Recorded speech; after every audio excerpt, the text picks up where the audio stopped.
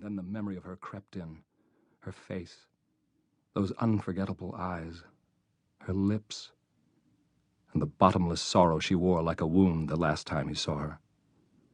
He hadn't seen her since, and that was almost 7 years before. 7 years without seeing her, touching her, holding her, or even knowing where she was, and telling himself it no longer mattered. Once, when he was wounded and convinced he would die, he had allowed himself to wallow in the memories, and the medics had found him unconscious in a pool of blood. But when he awoke, he could have sworn he saw her standing just behind them. She had been only 18 when they met in Paris. She had a face so beautiful and alive it looked as though it had been freshly painted. He had been 23, and he had seen her as he sat in a cafe with a friend. He had been taken with her instantly as he watched her, and as she glanced at him, she had a face full of mischief. She had run away then, back to her hotel, but he had seen her again at the American ambassador's dinner. They had been introduced formally, and everything had been very circumspect, except Marielle still had those laughing eyes that had bowled him over. But her parents were far less taken with him.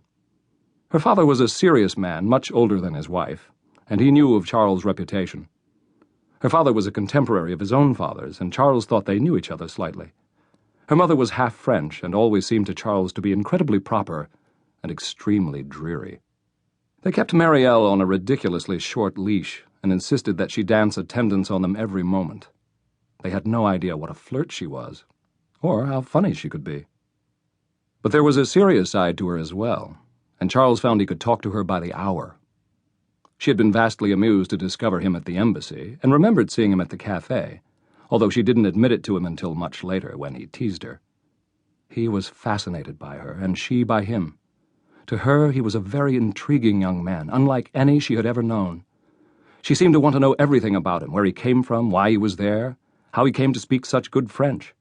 And she was impressed from the first by his ambitions and abilities as a writer.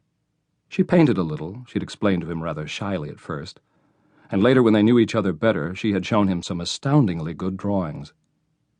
But that first night, it was neither literature nor art which appealed to either of them. It was something in their souls which drew them irrevocably together. Her parents noticed it too, and after her mother had seen them chatting with each other for a while, she attempted to pull Marielle away and introduce her to some other young people who had been invited. But Charles had followed her everywhere, a ghost who could no longer stand to be without her. They met at the Deux Magots the following afternoon, and afterward went for a long walk along the Seine, like two mischievous children. She told him everything about herself, her life, her dreams, of wanting to be an artist one day, and then marrying someone she loved and having 9 or 10 children. He was less amused by that, but fascinated by her. There was something ephemeral and delicate and wonderful about the girl, and yet underneath it something powerful and resilient and alive. She was like lace delicately placed over exquisitely carved white marble. Even her skin had the translucence of the statues he'd seen in Florence when he first arrived from the States, and her eyes shone like deep blue sapphires as she listened to how he felt about his own dreams about writing. He hoped one day to publish a collection of his short stories. She seemed to understand everything, and to care so much about all the things that mattered so deeply to him. Her parents had taken her to Deauville, and he had followed her there, and then on to Rome, Pompeii, Capri, London, and finally back to Paris.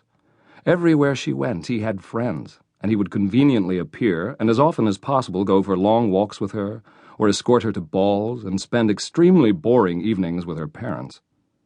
But she was like a drug to him now, and wherever he was, wherever he went, he knew he had to have her.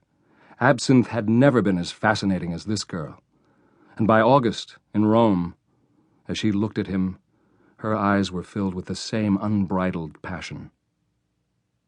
Her parents were nervous about him, but they knew the family, after all. He was well-mannered, intelligent, and it was difficult to ignore the fact that he was the sole heir to an enormous fortune. The fortune meant nothing to Marielle. Her parents were comfortable, and it was something she never thought about.